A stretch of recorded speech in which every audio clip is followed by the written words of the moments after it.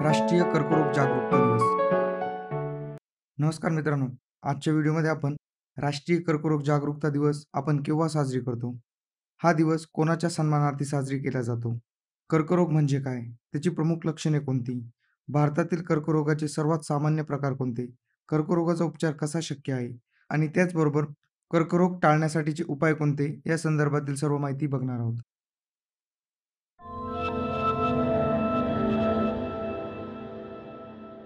कर्करोगाविषयी जनजागृती करण्याकरिता दरवर्षी 7 नोव्हेंबर हा दिवस राष्ट्रीय कर्करोग जागरूकता दिवस म्हणजेच नॅशनल कॅन्सर अवेअरनेस डे म्हणून साजरा केला जातो. लक्षात घेण्यासारखी गोष्ट अशी आहे की जागतिक कर्करोग दिवस हा 4 फेब्रुवारी या दिवशी साजरी केला जातो.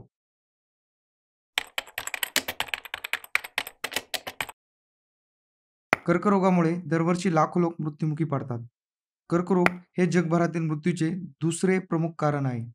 जगभरात 6 पैकी 1 मृत्यू हा कर्करोगामुळे होतो. कर्करोगाची लक्षणे, कारणे आणि उपचारांबद्दल लोकांमध्ये जागरूकता निर्माण करण्यासाठी, लोकांना वेळेवर तपासणी करण्यासाठी प्रवृत्त करण्यासाठी, कर्करोगाची भीती कमी करण्यासाठी आपण राष्ट्रीय कर्करोग जागरूकता दिवस साजरी करतो.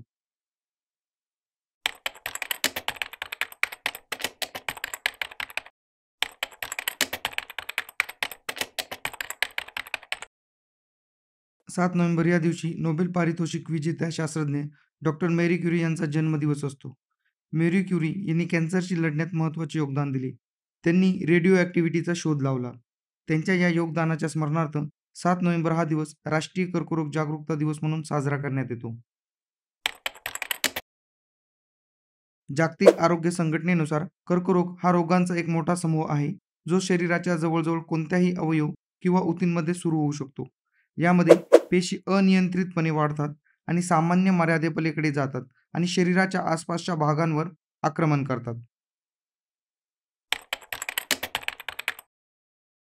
वेगाने वजन कमी होणे, सातत्याने येणारा खोकला, रक्तस्राव, रक्ताच्या गाठी येणे, कायम थकवा जाणवणे, पोटात दुखणे ही काही कॅन्सरची प्रमुख लक्षणे आहेत.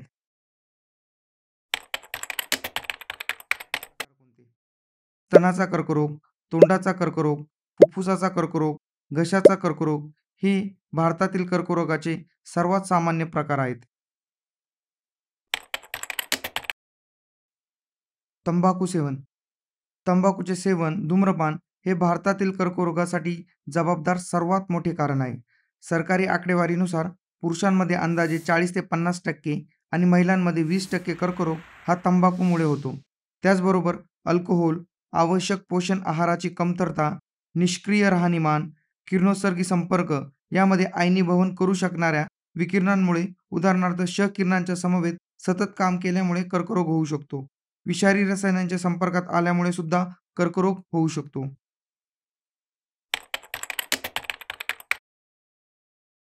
सकस आहार घेणे, नियमित व्यायाम करणे, तंबाखू, दारू टाळावे, वेळोवेळी नियमित तपासणी करणे या उपायांमुळे आपण कर्करोग टाळू शकतो.